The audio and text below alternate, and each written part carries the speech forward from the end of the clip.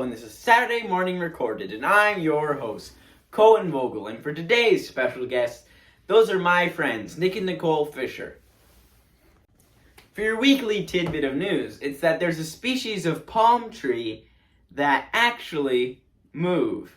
They can, when they can sense that there's no sun, or when they're in a patch that has no sun anymore, the roots will die and regrow in a way that lets them move across into a more sunny area. I just think that's so cool. Here's our special guests. For your first question, what got you into art as a younger person? You want to go first?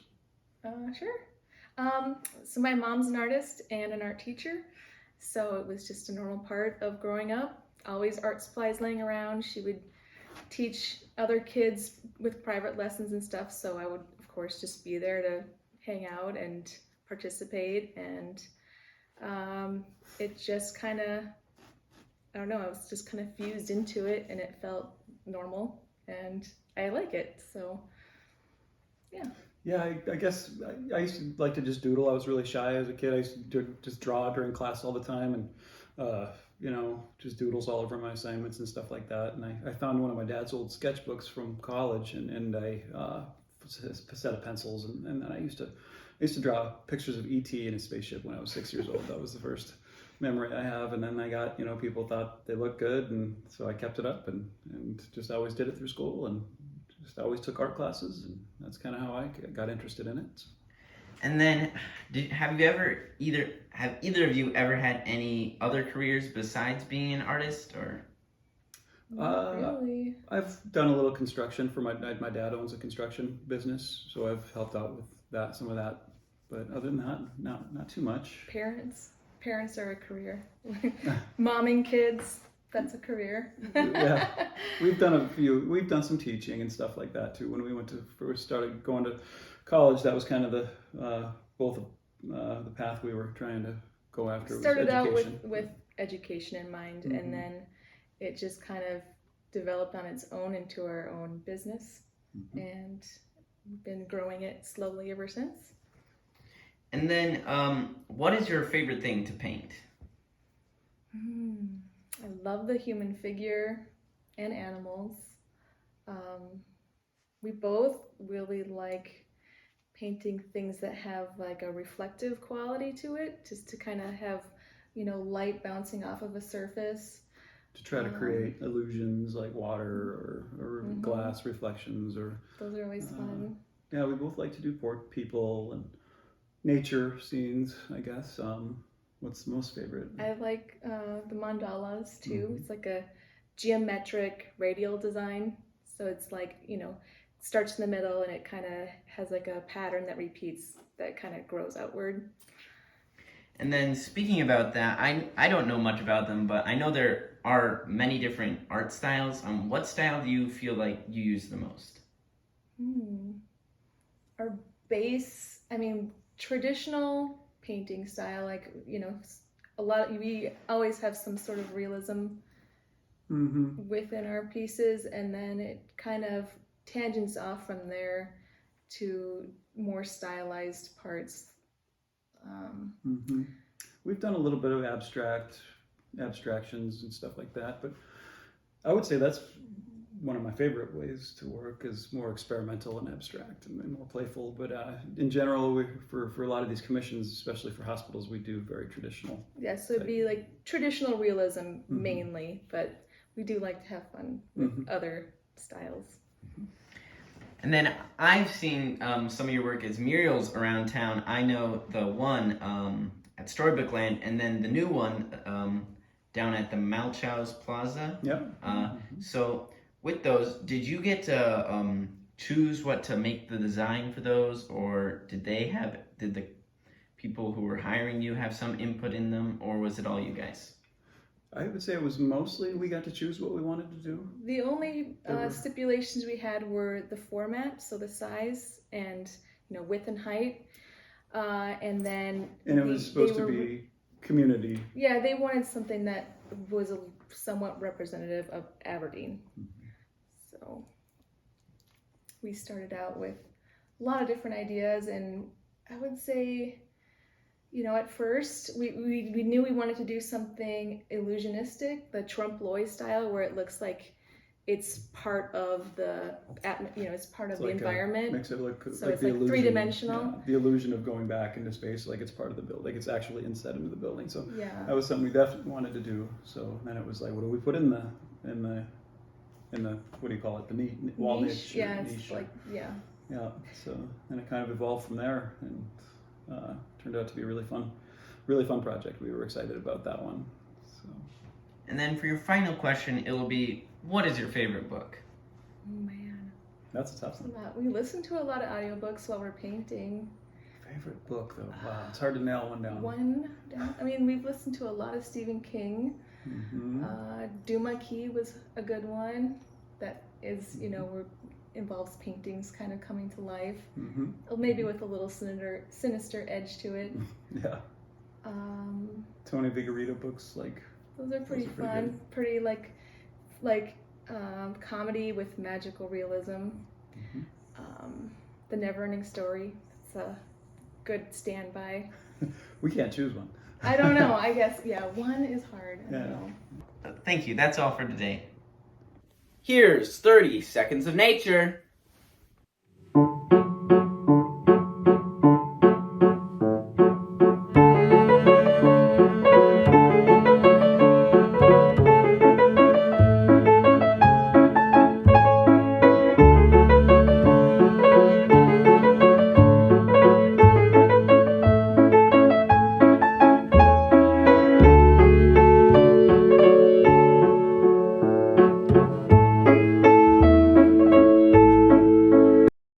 Here's Eva's word of the week.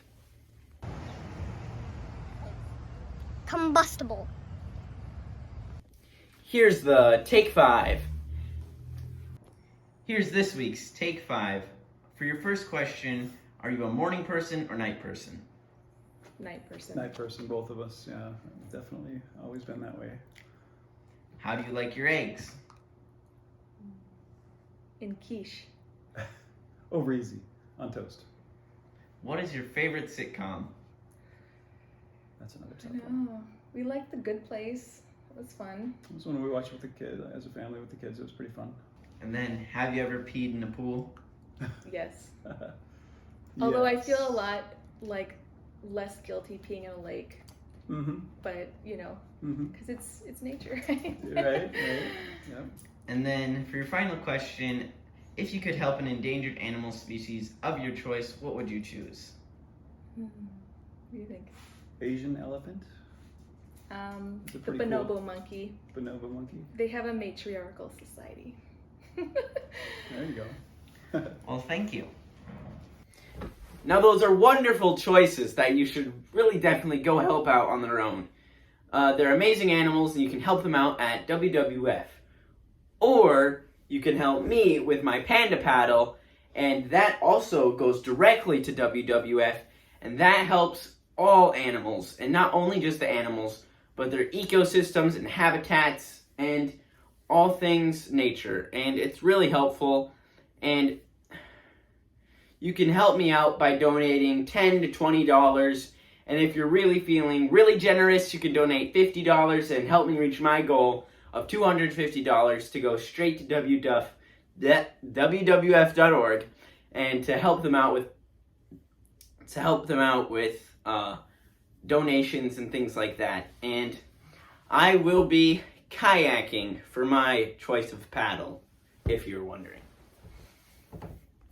For my book recommendation this week, I'm going to be recommending this book, Redwall, by Brian Jacques. I have no idea how you say that. Jacques. I have no idea. There's his name, if you want to figure out how to say that. But yeah, it's a really fun novel, and really cool in how it brings a bunch of different woodland creatures and makes them seem people-ish and things. And you should definitely check it out. For my adventure this week, me and my family went to the Minnesota Zoo, and there are some really cool animals there, like the Komodo dragon, snow monkeys, and the Bactrian camel. But some of our favorites that we saw were sloths, and then mine was the bears.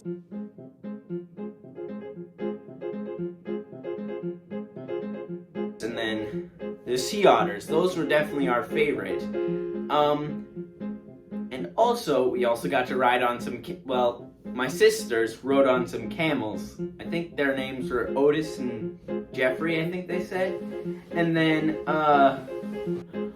now, I have tried to see beavers for about every single zoo visit I've been there. And I've only seen them once, and that was when they were in a zoo show, and that the zookeeper took them off and did some things with them in front of it was a zoo show, like a show.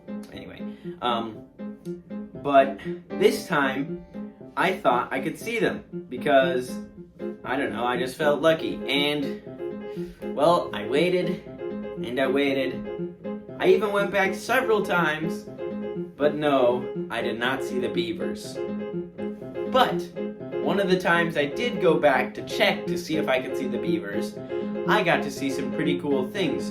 We were walking down and we saw the coyotes being fed.